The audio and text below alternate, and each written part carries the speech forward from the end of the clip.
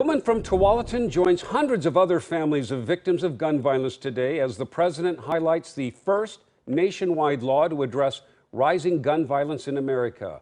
The latest mass shooting to rock the nation just last week in Highland Park, Illinois, where 7 people died. Brandon Thompson live, and you found people who honestly think this just doesn't go far enough. Including Doreen Dodgen McGee herself, and she was there at the White House today.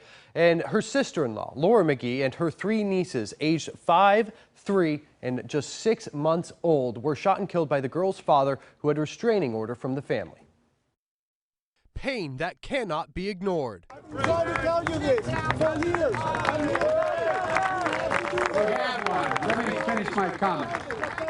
Let him talk. Let him talk. No one. Manuel Oliver's son was one of the students killed in Parkland, Florida in 2018, telling CNN the law needs to go further. I was sitting right near him. Doreen Dodgen McGee lost her sister-in-law, Laura McGee, and 3 nieces to gun violence in 1995.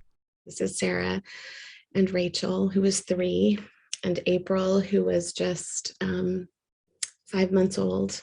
Laura filed a restraining order against her husband, but he was still able to buy a gun and kill the family. Doreen believes they would have been able to petition for an extreme risk protection order to prevent him from getting a gun. We did not learn that he was able to purchase a firearm until after the murders had occurred. The law enhances background checks for 18 to 21-year-olds. It gives money to states to fund extreme risk protection orders like what we have here in Oregon, and closes the boyfriend loophole, or prevents people convicted of domestic violence from being able to buy a gun. But this is the list that gun control advocates wanted. That includes universal background checks for all gun sales, limiting high-capacity magazines. They want an outright ban on assault weapons and a requirement to store firearms safely. They hope this new law does not take momentum away from those goals. But there are a lot of us out here who will not stand down. We will not let our loved ones have died in vain. In Oregon, the organization Lift Every Voice has submitted signatures to get an initiative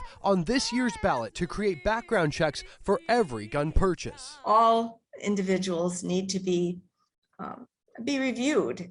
Having a gun, owning a gun is, and certainly buying one is a really it's a significant step, and it's something people should do with safety in mind. Lift Every Voice filed their petition on Friday. We reached out to Congressman Cliff Bentz and Congresswoman Jaime Herrera Beutler, who both voted against the gun bill the president spoke about today, but they did not get back to us today. Yeah, I know a lot of people, like you said, wanted that gun bill to go further, but this was the first time something like this has passed. So we'll just continue to follow and see what happens. They're hoping there's a next time as well. Yeah. All right. Thanks, Brandon. Thank you.